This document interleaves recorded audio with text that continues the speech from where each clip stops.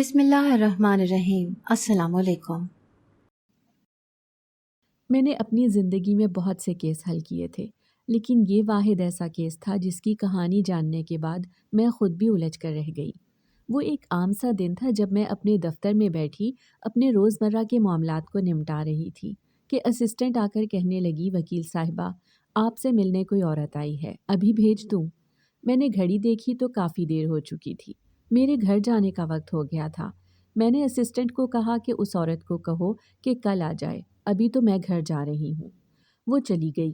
تھوڑی ہی دیر بعد دوبارہ آ کر کہنے لگی کہ وکیل صاحبہ وہ عورت بہت پریشانی میں رو رہی ہے، کہہ رہی ہے کہ کل تک شاید وہ اپنی جان دے دے اگر آج اس کا مسئلہ حل نہ ہوا تو۔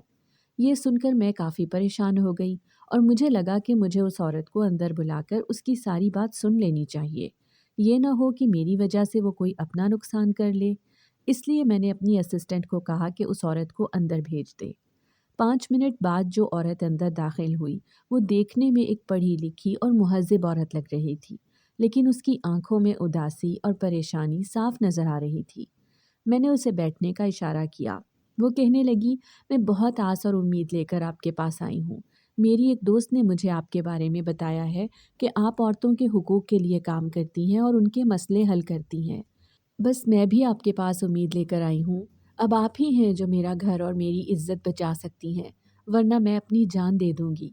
اس کی ان ادھوری باتوں سے مجھے الجھن ہو رہی تھی تو میں نے اس سے کہا کہ پریشان ہونے کی کوئی بات نہیں، تم مجھے اپنا تعارف کرواؤ اور بتاؤ کہ کیا مسئلہ ہے۔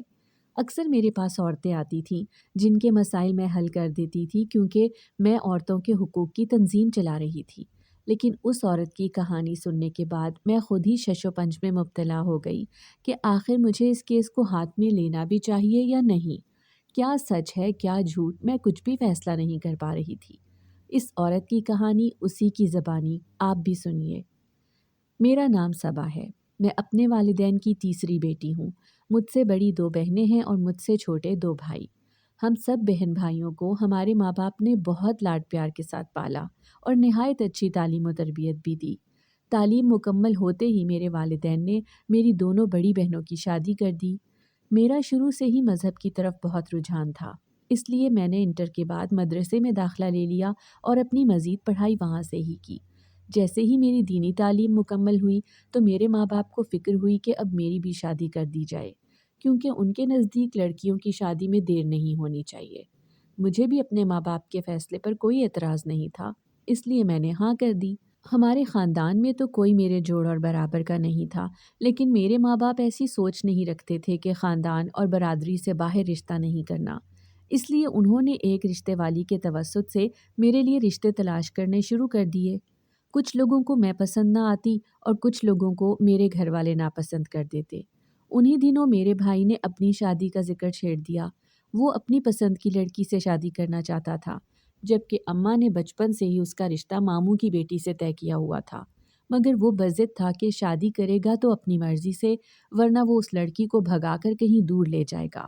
میرے ماں باپ نہیں چاہتے تھے کہ پورے خاندان میں تماشا لگے، اس لیے میری شادی کو چھوڑ کر ہمیں اس کی شادی کی فکر کرنی پڑی اور ہم اس کی پسند کی لڑکی کو بہو بنا کر گھر میں لے آئے۔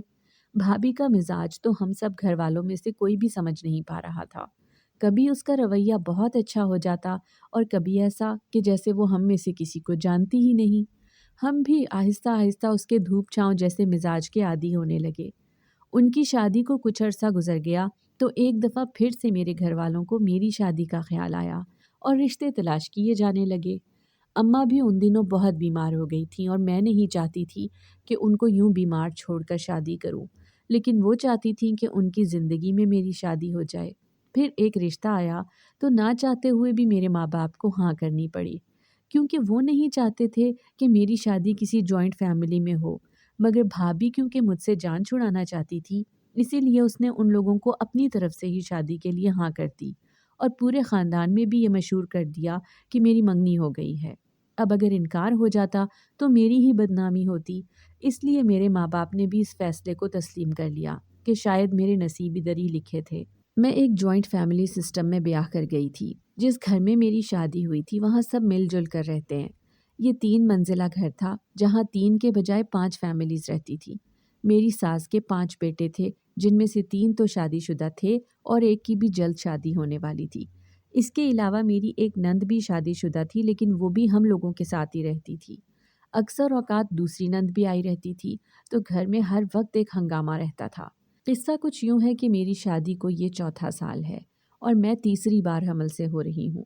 پہلے میری 2 بیٹیاں تھیں اور اب الٹرا ساؤنڈ رپورٹس کے مطابق ڈاکٹرز نے بتایا تھا کہ میرا بیٹا پیدا ہونے جا رہا ہے۔ تو پورے سسرال میں جشن کا سماں پیدا ہو گیا۔ میں خود بہت خوش تھی، میرے تو پاؤں زمین پر ہی نہیں ٹک رہے تھے۔ میری فیملی مکمل ہونے جا رہی تھی اور اس سے بڑی خوشی کی بات میرے لیے اور کیا ہو سکتی تھی۔ منتوں مرادوں سے تو اس گھر کا وارث پیدا ہونے جا رہا تھا اور مجھے سب بہت پیار کرتے تھے۔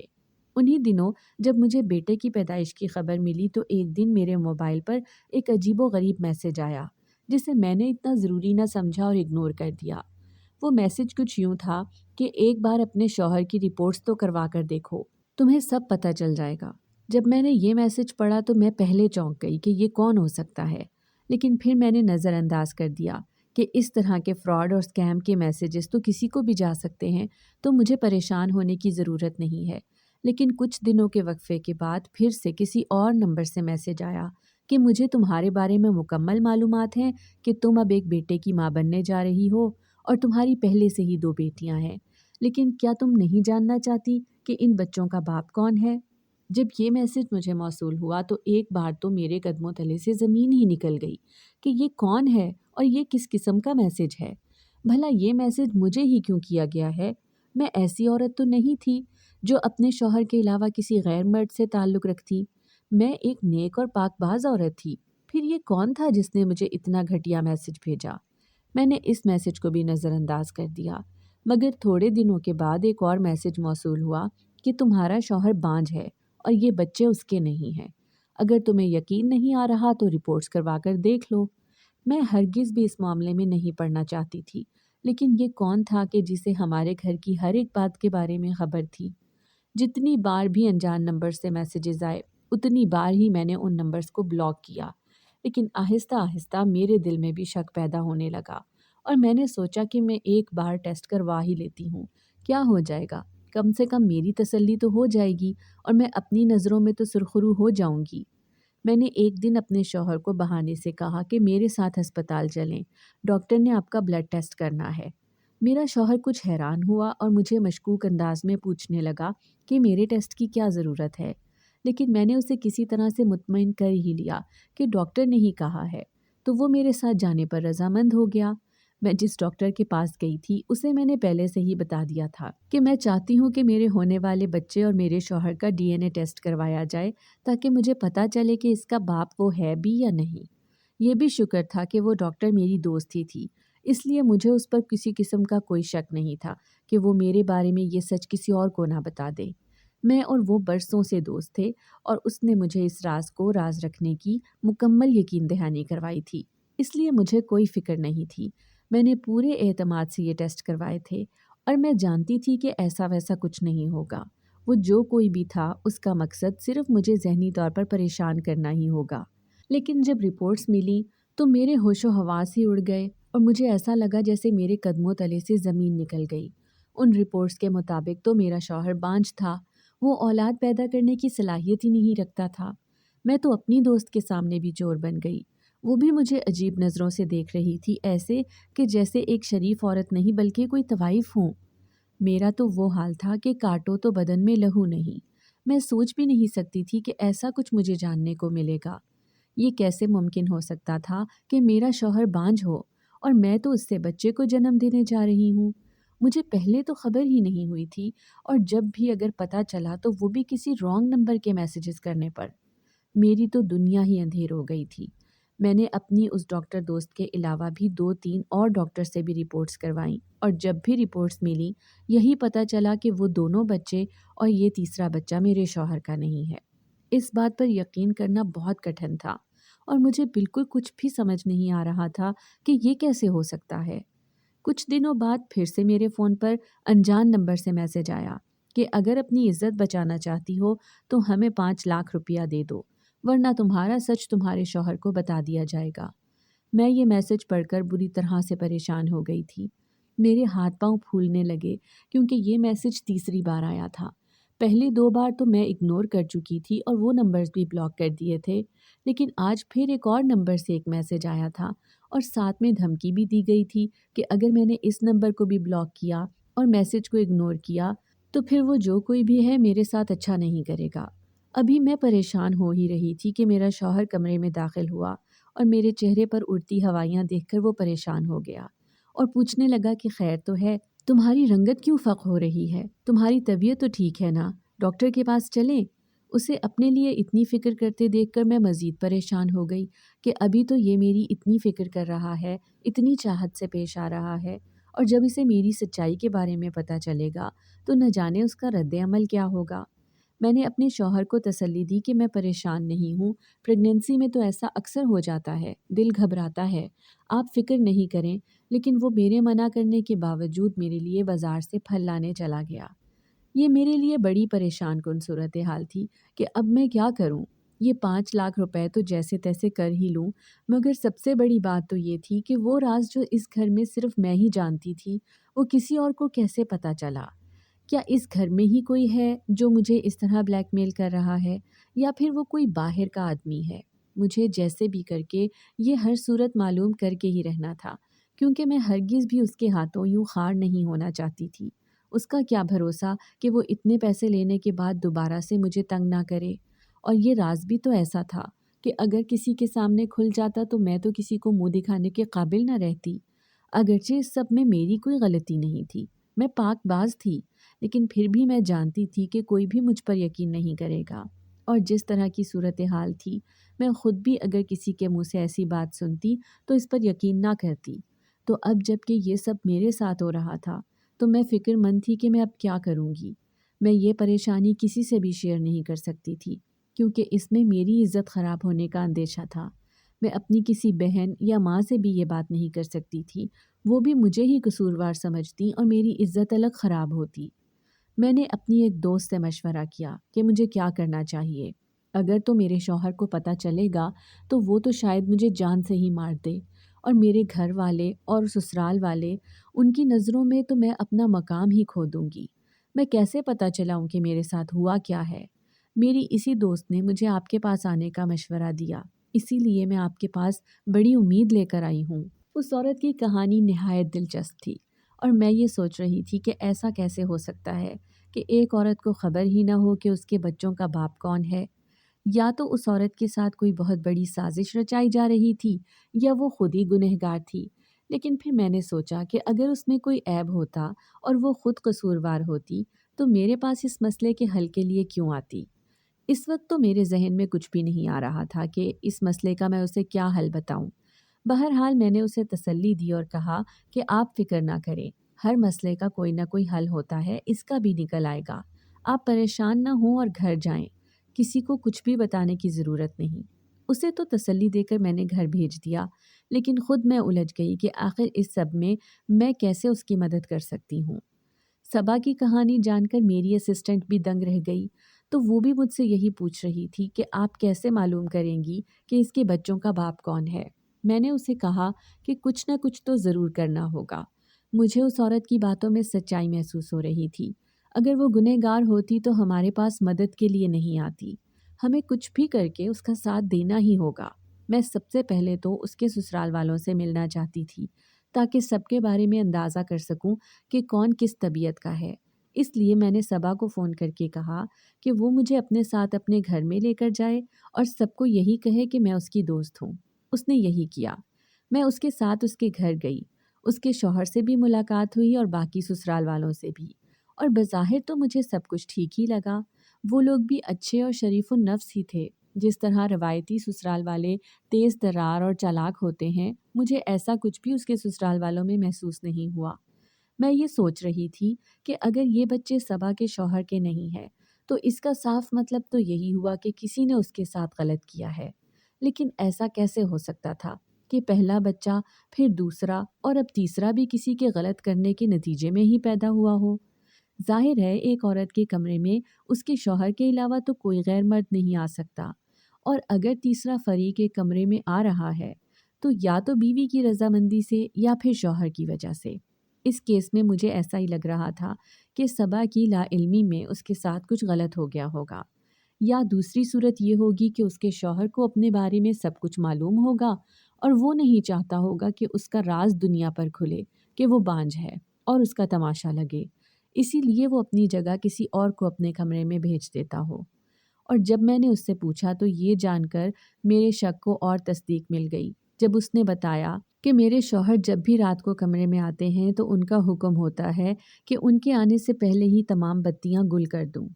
सबा के मुताबिक वो अपने शौहर की इस आदत पर काफ़ी हैरान भी होती रही थी, लेकिन फिर आहिस्ता आहिस्ता समझौता कर लिया कि यह उसके शौहर की आदत है और उसे उसी के साथ रहना होगा। इस सूरत हाल में तो मेरा मुकम्मल शक व शुबा उसके शौहर पर ही जा रहा था कि ज़रूर उसका ही ये कारनामा होगा, लेकिन फिर भी मैं इस अंदाज़े को जब तक साबित ना होते देख लेती, मैं हरगिज़ भी इसका इजहार नहीं कर सकती थी। मैंने सबा से पूछा, क्या तुम्हें किसी पर शक है? तो कहने लगी, नहीं, मैं किसी पर भी शक नहीं कर सकती, यहाँ पर तो सब अपने ही हैं। लेकिन फिर जब मैंने उसे कहा कि ज़रा सोच कर बताओ कि कभी तो तुम्हारे साथ इस घर में कुछ ऐसा गैर मामूली हुआ होगा कि जो उस वक्त तुम्हें बहुत अजीब लगा हो, अपने दिमाग पर जोर डालो। मेरे कहने पर वो सोच में डूब गई, फिर एकदम चौंक कर कहने लगी, कुछ अर्सा पहले की बात है, जब मैं एक दिन अचानक अपने कमरे में गई तो वहाँ पर पहले से मौजूद अपने देवर को देखकर मैं चौंक गई कि वो यहाँ मेरे कमरे में क्या कर रहा है। और मज़ीद हैरानी तब हुई कि वो अलमारी में कुछ तलाश कर रहा था। जैसे ही मैंने उसे आवाज़ दी तो वो चौंक कर पलटा और उसके हाथ से एक कागज़ नीचे गिर गया। वो जल्दी से नीचे झुका और उसे उठाकर अपने पीछे छुपा लिया। और जब मैंने उससे पूछा कि तुम यहाँ पर क्या कर रहे हो, तो बहाने बनाने लगा कि भाभी, मैं तो अपने कुछ ज़रूरी कागज़ात तलाश कर रहा था, अपने कमरे में नहीं मिले तो यहाँ पर आ गया। वो जाने लगा तो मैंने उसे रोक लिया। मुझे उस पर शक सा हो रहा था कि उसके हाथ में ऐसा कौन सा कागज़ है। वो देना तो नहीं चाहता था, मगर मैंने उसके हाथ से ज़बरदस्ती वो कागज़ खींच लिया। और जब मैंने उस कागज़ को बगौर पढ़ा तो मेरे कदमों तले से ज़मीन ही निकल गई, क्योंकि जितने अल्फाज मैं उस वक्त पढ़ पाई उनके मुताबिक तो वो किसी के बांझपन की रिपोर्ट थी। मैं नाम नहीं देख सकी क्योंकि उसी वक्त मेरे देवर ने वो कागज़ मुझसे छीन लिया और कहने लगा, भाभी, ये आपके किसी काम का नहीं है, ये मेरे एक दोस्त का कागज़ है, मैं उसे ही देने जा रहा हूँ। वो बहुत घबराया हुआ लग रहा था और जल्दी से कमरे से बाहर निकल गया। मैं उस वक्त खुद अपने मसलों में उलझी हुई थी, इसलिए इतना ज़्यादा ध्यान नहीं दिया, लेकिन अब समझ आ रहा है कि शायद वो रिपोर्ट मेरे शौहर की होगी। लेकिन सवाल तो ये पैदा होता है कि वो रिपोर्ट फिर मेरे देवर को क्यों चाहिए थी। मैंने सबा की बात सुनकर कुछ लम्हे के लिए सोचा और कहा कि कहीं ऐसा तो नहीं कि इस सब के पीछे तुम्हारे देवर का ही हाथ हो, तुम्हारा शौहर और वो मिले हुए हों, क्योंकि जो रिपोर्ट तुमने मुझे दिखाई है इसके मुताबिक तो तुम्हारा शौहर बाप बनने की सलाहियत ही नहीं रखता। तो इसका मतलब तो यही है कि उसकी जगह तुम्हारे कमरे में कोई और आता रहा होगा, और ये उसकी मर्जी के बगैर तो हो नहीं सकता। मेरी बातें सुनकर उस बेचारी के चेहरे के रंग बदल गए। वो कहने लगी, नहीं, ऐसा नहीं है, मेरा शौहर बहुत अच्छा है, मुझे उस पर यकीन है कि वो कभी भी मेरे साथ इतना गलत नहीं कर सकता, और मैं अपने देवर के बारे में भी कुछ गलत नहीं सोचना चाहती। आज तक उससे कभी लड़ाई झगड़ा या कोई और बात नहीं हुई, मैं तो उसे अपने छोटे भाइयों की तरह ही समझती हूँ। मैं उस वक्त तो कुछ ना कह पाई और घर आ गई, लेकिन मैं ये सोचने पर मजबूर ज़रूर हो गई थी कि हो न हो दोनों भाई आपस में मिले ही होंगे। बड़े भाई ने अपनी इज्जत बचाने की खातिर छोटे भाई के साथ ये सौदा कर लिया होगा, लेकिन अगर ऐसा था भी तो मुझे सबूत तो तलाश करने ही थे, क्योंकि सबा तो मानने को तैयार ही नहीं थी। मैंने सोचा कि मुझे खुद ही उसके शौहर और उस देवर पर नज़र रखनी होगी कि वो क्या करते हैं और उनका आपस में क्या लेन देन चल रहा है। मैंने उससे वो तमाम नंबर्स भी ले लिए जिनसे उसे मैसेजेस आते थे। मैंने उन सब की मालूमात करवाने के लिए वो नंबर आगे दे दिए। सारा दिन तो इन्हीं मसरूफियात में गुजर गया। रात को मैं सोई हुई थी कि अचानक 12 बजे मेरे फ़ोन की घंटी बजी। पहले तो मैं परेशान हो गई कि कौन हो सकता है। नंबर देखा तो सबा कॉल कर रही थी। मैंने जल्दी से कॉल पिक की कि कोई इमरजेंसी ना हो। फ़ोन के दूसरी पार वो बुरी तरह रो रही थी और कहने लगी कि अभी फिर से मुझे उसी नंबर से मैसेज आया था कि वो मेरे शौहर को अभी और उसी वक्त सब कुछ बताने लगे हैं। और जैसे ही मैंने वो नंबर ब्लॉक किया, उसी वक्त ही मेरे शौहर के फ़ोन पर किसी की कॉल आई और वो मुझे ये कहकर बाहर चले गए कि एक ज़रूरी काम है, शायद किसी को मुझे कुछ बहुत अहम बताना है। وہ بری طرح سے رو رہی تھی اور بار بار یہی کہے جا رہی تھی کہ میں تو برباد ہو گئی، اب تو میرے شوہر کو سب پتہ چل جائے گا، وہ مجھے طلاق دے دے گا، مجھے مار دے گا، میری عزت خراب ہو جائے گی۔ اس پل میں اسے سوائے تسلی دینے کے اور کچھ بھی نہیں کر سکتی تھی۔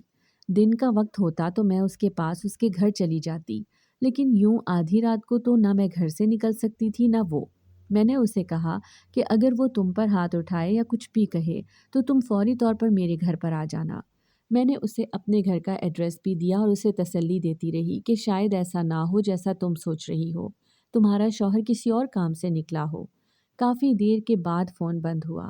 میں اس بیچاری کے لیے دعا کرنے لگی کہ اس کے حق میں سب کچھ ٹھیک ہو جائے۔ جو کچھ اس کی زندگی میں چل رہا تھا وہ کسی بھی عورت کے ہوش اڑا دینے کے لیے کافی تھا۔ اب مجھے نیند تو آنی نہیں تھی، اس لیے میں نے سوچا کہ اپنے لیے چائے بنا کر مزید کچھ دیر اس معاملے پر غور و فکر ہی کر لیا جائے۔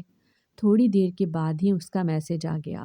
لکھا تھا کہ میرے شوہر نے آ کر بتایا کہ کوئی ان سے ملنا چاہتا تھا اور ان کو کوئی راز بتانا چاہتا تھا، لیکن جب وہ اس جگہ پر پہنچے تو وہاں کوئی بھی نہیں تھا، اس لیے وہ واپس آ گئے ہیں۔ میں جانتی ہوں یہ سب کچھ مجھے ڈرانے کے لیے ہی کیا جا رہا ہے۔ اب آپ مجھے بتائیں کہ میں کیا کروں؟ میں نے اسے مشورہ دیا کہ اب جب تمہیں کوئی بھی میسج آئے تو تم پیسے دینے کی حامی بھر لینا، باقی جو کچھ بھی ہوگا وہ میں سنبھال لوں گی۔ وہ پریشانی سے کہنے لگی، پیسوں کی تو کوئی بات نہیں ہے، ابھی ابا نے کچھ عرصہ پہلے ہی میرا حصہ بیچ کر میرے اکاؤنٹ میں پیسے ٹرانسفر کرا دیے ہیں، ان میں سے میں 5 لاکھ نکال لوں گی، مگر کیا گارنٹی ہے کہ وہ جو کوئی بھی ہے بعد میں مجھے پیسوں کے لیے تنگ نہیں کریں گے؟ اسی لیے تو میں آپ کے پاس آئی تھی کہ آپ یہ مسئلہ حل کریں۔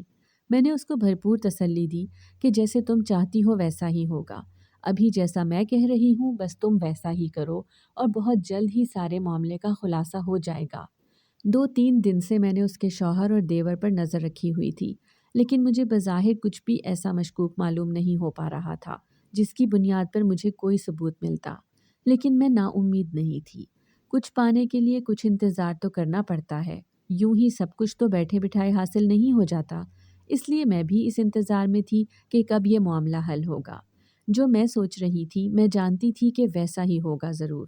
اس معاملے میں اس کے شوہر اور دیور کی ملی بھگت شامل ہوگی، لیکن چونکہ وہ ماننے کو تیار نہیں تھی اور میرے ہاتھ ابھی تک کوئی ثبوت نہیں لگے تھے، اس لیے میں نے اسے کہا تھا کہ وہ پیسے دینے کے لیے حامی بھر لے، کیونکہ اس طرح سے میں ان تک پہنچ سکتی تھی۔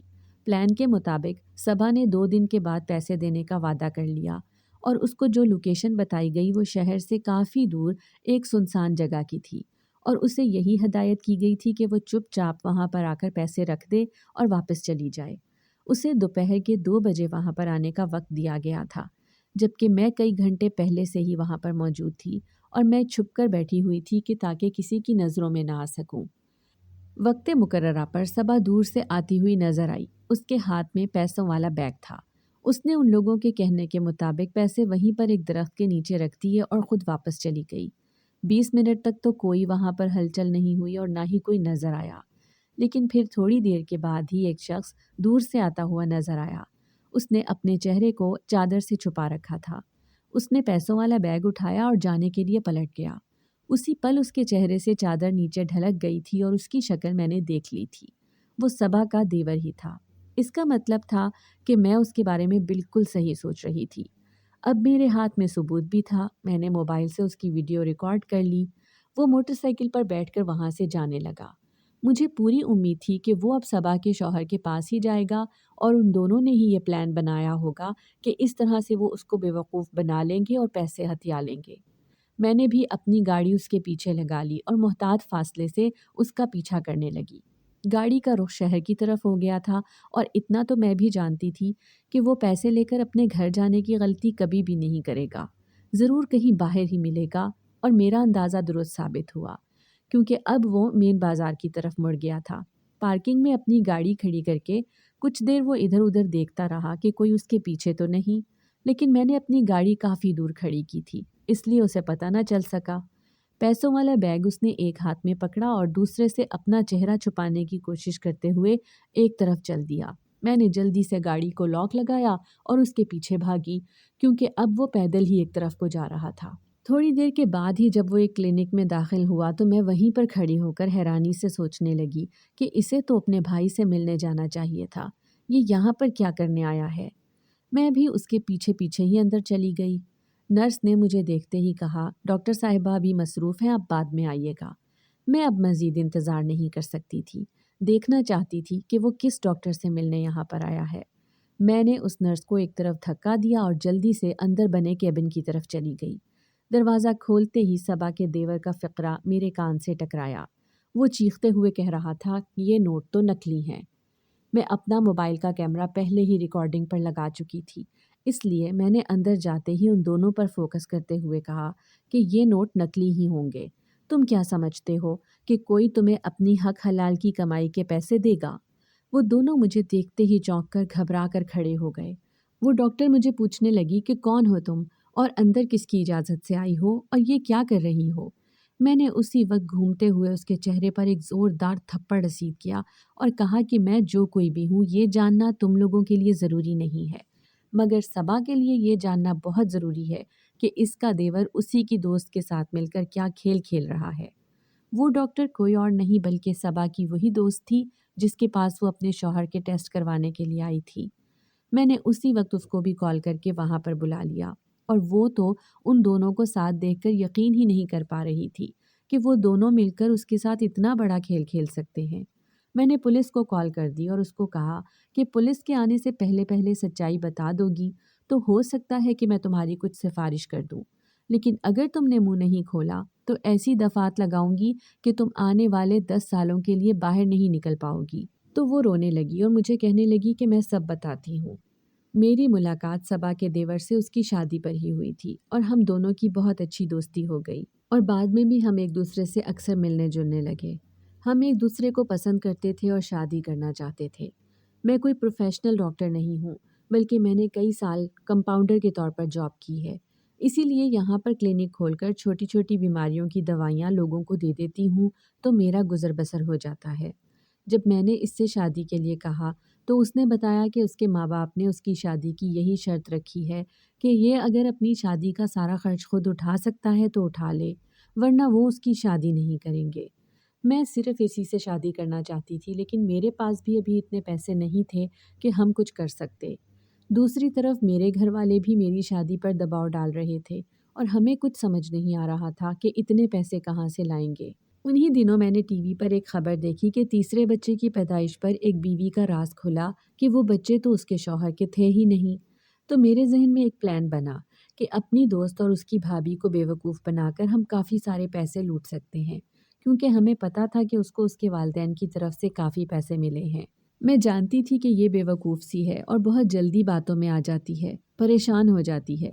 इसीलिए मैंने ही उसे वो रॉन्ग मैसेजेस करने शुरू किए। हम दोनों ने मिलकर ये सारे प्लान को अंजाम तक पहुंचाया। हमारा प्लान यही था कि उसको इतना ज़हनी तौर पर परेशान कर देंगे कि ये पैसे देने पर रजामंद हो जाए। एक बार जब हमें पैसे मिल जाते तो दोबारा हम उसको तंग नहीं करते और किसी तरीके से उस पर सारी सच्चाई भी जाहिर कर देते कि वो सिर्फ एक गलत फहमी थी और कुछ नहीं, क्योंकि मैं जानती थी कि मेरे अलावा वो ये बात किसी से भी शेयर नहीं करेगी। तो इस सूरत हाल में हमारा फ़ायदा ही फ़ायदा था। मैंने सबा की तरफ मुड़ते हुए कहा कि तुमने मुझे बताया था कि तुमने इसके अलावा भी और कई डॉक्टर से रिपोर्ट्स करवाई थी, इसीलिए मैं मुतमईन हो गई और उन डॉक्टर से नहीं मिली, वरना अगर मैं उनसे पहले मिल लेती तो मैं 1 मिनट में पहचान लेती कि इसकी असलियत क्या है। मैंने तो तुम्हारी बातों पर यकीन किया था। तो सबा कहने लगी, मुझे भी इसी ने बताया था कि ये और डॉक्टर से भी रिपोर्ट्स करवा चुकी है, क्योंकि मैंने तो इसी पर भरोसा करते हुए सारे इख्तियारात इसे ही सौंप रखे थे। मैं क्या जानती थी कि ये दोस्त के रूप में किसी सांप से कम नहीं होगी। उन दोनों का जुर्म हरगिज़ भी काबिल माफ़ी नहीं था, मगर सबा ने उन दोनों को माफ़ कर दिया और कहने लगी कि मैं नहीं चाहती कि ये बात बाहर निकले। अगर मेरे शौहर को मालूम होगा तो उन्हें बहुत दुख होगा। ये उसका ज़र्फ़ था कि उसने अपने साथ इतना बुरा करने वालों को माफ़ कर दिया, जबकि अगर मैं होती तो उन दोनों को जेल में पहुंचा कर ही दम लेती। जो भी हुआ मैंने शुक्र अदा किया कि उसकी और मेरी परेशानी तो ख़त्म हुई। अगर आपको हमारी आज की कहानी पसंद आई है तो इसे लाइक करें, शेयर करें और चैनल को सब्सक्राइब करना मत भूलिएगा।